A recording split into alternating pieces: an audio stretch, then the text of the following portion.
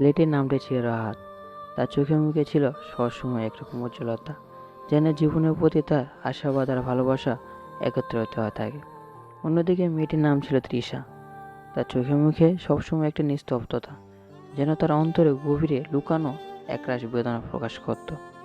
রাহাত আর তৃষার প্রথম দেখা হয়েছিল এক বর্ষার দিনে। তৃষা তার কলেজে পরীক্ষার ফলাফল জানতে এসে বৃষ্টিতে ভিজে যাচ্ছিল। রাহাত তৃষাকে দেখে ছাতা নিয়ে এগিয়ে গিয়েছিল।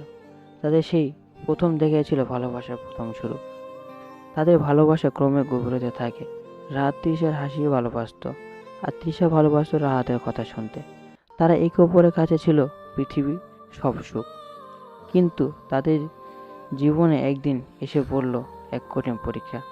তৃষার পরিবার তাকে বিয়ে করিয়ে দেওয়ার জন্য জোর করছিল। তৃষা রাহাতকে ছেড়ে দিতে চায়নি, কিন্তু পরিবারের চাপের কারণে তাকে অন্য কারোর সাথে বিয়ে করতে হয়েছিল। বিয়ের দিন তৃষার চোখে ছিল অসীম বেদনা, আর রাহাত তার বাড়ির বাইরে দাঁড়িয়েছিল, চোখে জল নেই। তৃষার বিয়ের পর রাহাত তার শহর ছেড়ে চলে গেল। দিন কেটে গেল, বছর কেটে গেল।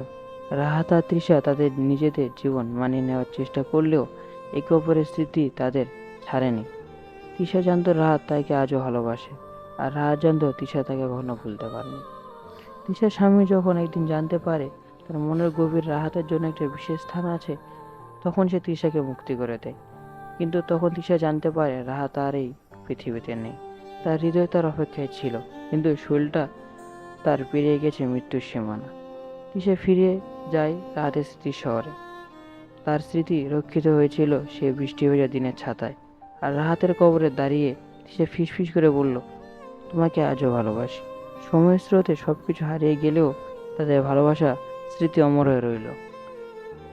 তৃষা রাহাতের কবর থেকে ফিরে আসার পর তার জীবনটা এক অদ্ভুত নিস্তব্ধতায় ঢেকে যায়।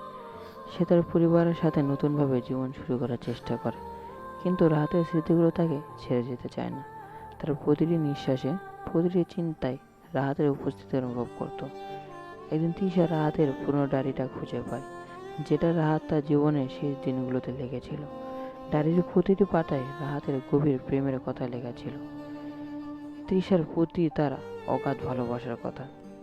ডায়েরির শেষে রাহাত লিখেছিল, তৃষা, যদি কখনো তুমি এই ডায়েরিটি পড়ো, জানবে আমি তোমাকে আজও ভালোবাসি। আমার জীবনের প্রতিটি মুহূর্ত তোমার সাথে ছিল, তুমি আমার হৃদয়ে চিরকাল থাকবে। তৃষা সেই ডায়েরিটি পড়ে অশ্রুসিক্ত হয়। সে বুঝতে পারে রাহাত তার জীবনে যা দিয়েছে তা অমূল্য। সে সিদ্ধান্ত নেয় রাহাতের স্মৃতিগুলোকে তার জীবনের অংশ হিসেবে ধরে রাখবে এবং সেই স্মৃতিগুলোকে নিয়ে নতুনভাবে বাঁচবে। তৃষা নিজের পেশায় মনোযোগ দেয় এবং রাহাতের স্মৃতির অনুপ্রেরণায় সে একটি অনাথ আশ্রম খুলে ফেলে। রাত সবসময় চেয়েছিল সমাজের জন্য কিছু করতে, এবং তৃষা সেই ইচ্ছে পূরণ করতে চায়। অনাথ আশ্রমের কাজ তৃষার জীবনে নতুন অর্থ নিয়ে আসে। শিশুদের মুখের হাসি দেখে তৃষা রাহাতের হাসির কথা মনে পড়ে, আর সে বুঝতে পারে যে রাহাতের ভালোবাসা তাকে সবসময় শক্তি দিয়েছে। এভাবে কেটে যায় অনেক বছর। তৃষার বয়সে প্রবীণ হয়ে ওঠে, কিন্তু তার মন এখনো তরুণ। তার হৃদয়ে রাহাতের স্মৃতি অমূল্য থেকে যায়।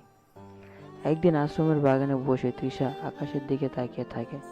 হঠাৎ একটা নরম বাতাসের ঝাপটা তাকে ছুঁয়ে যায়, আর সে অনুভব করে যেন রাহাত তার পাশেই আছে। তৃষা মৃদু হেসে বলে, তোমাকে আজও ভালোবাসি রাহাত।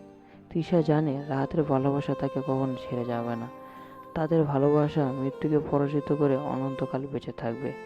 এভাবেই তৃষা রাহাতের স্মৃতির সাথে শান্তিতে তার জীবনের শেষ দিনগুলো কাটায়। তাদের ভালোবাসার গল্প হয়ে থাকে এক অমর কাহিনী, যা তাদের হৃদয়ে চিরকালীন হয়ে থাকবে।